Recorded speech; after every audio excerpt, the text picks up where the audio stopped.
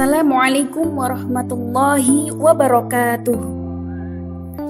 A'udzu billahi minasyaitonir rajim.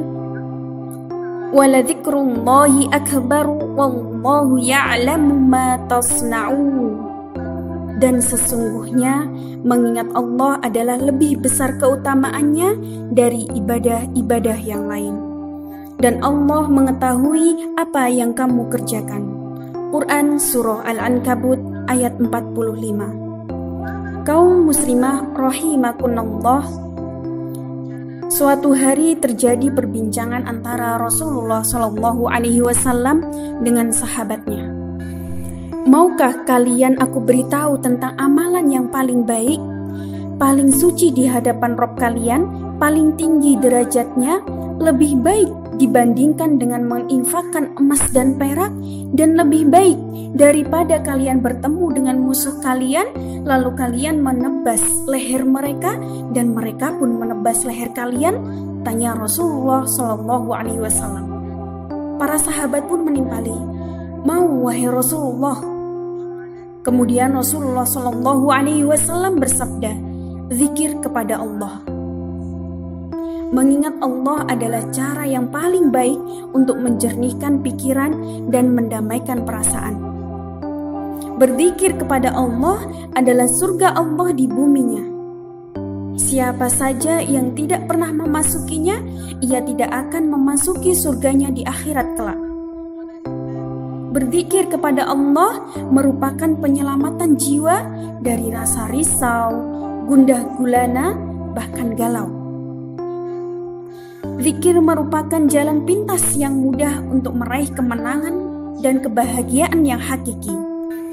Dengan zikir segala kegundahan, kegalauan, kecemasan akan sirna. Maka tidak heran jika seseorang yang senantiasa mengingat Allah, dia akan senantiasa tenang dan juga tentram hidupnya. Semakin banyak kita mengingat Allah, maka pikiran kita akan semakin terbuka, hati kita semakin tentram, jiwa kita semakin bahagia, nurani kita semakin damai sentosa. Karena dalam mengingat Allah ada nilai-nilai tawakal kepadanya, keyakinan penuh, dan ketergantungan diri kita hanya kepada Allah semata. Zikir adalah nutrisi hati dan pikiran. Hati manusia itu pada hakikatnya membutuhkan nutrisi. Dan nutrisi hati tidak lain adalah zikir. Rapih dan tidaknya hidup seseorang itu tergantung pada hatinya. Sebab hati adalah sumber segala inspirasi kebaikan sekaligus sarang dari berbagai penyakit. Pembersihannya adalah dengan cara senantiasa mendekatkan diri kepada Allah Subhanahu wa Ta'ala.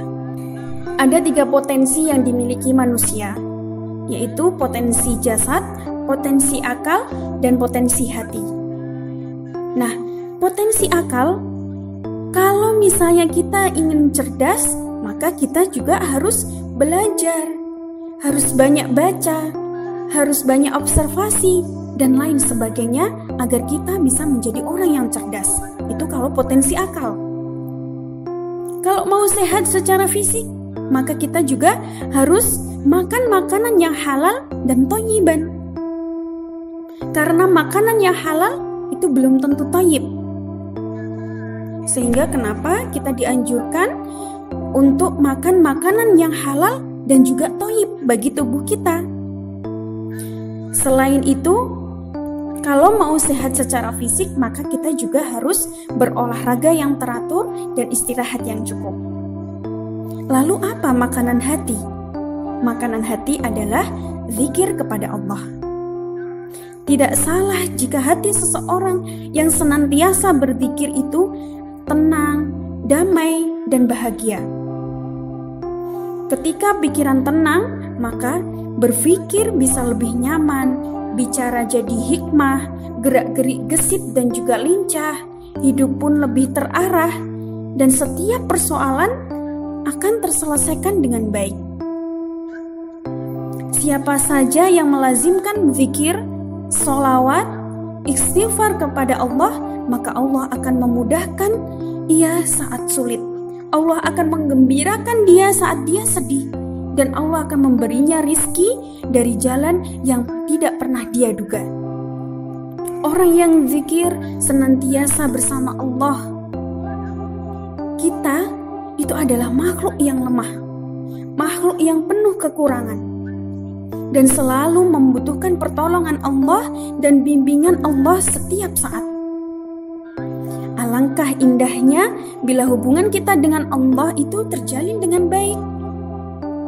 Dan zikir adalah pintu paling agung yang menghubungkan antara Allah Subhanahu wa Ta'ala dengan hambanya. Pintu selalu terbuka selama tidak tertutup oleh hamba itu sendiri. Dengan apa? Dengan kelalaiannya.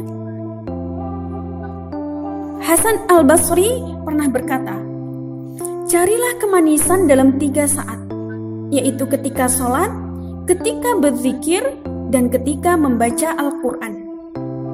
Jika kalian menemukannya, berarti pintu kepada Allah sedang terbuka.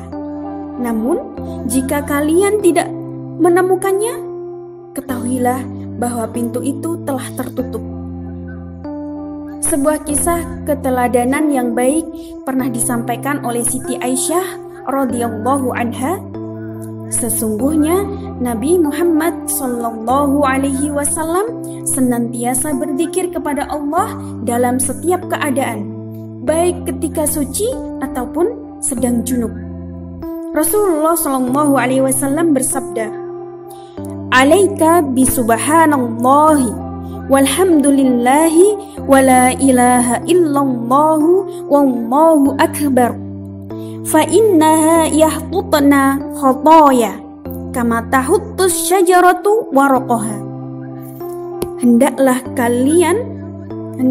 engkau membiasakannya membaca subhanallah, alhamdulillah, la ilaha illallah, Allahu akbar. Sesungguhnya ia dapat menggugurkan dosa seperti pohon yang menggugurkan daunnya. Hadis riwayat Al-Baihaqi. Syukron ala husni ihtimamikum.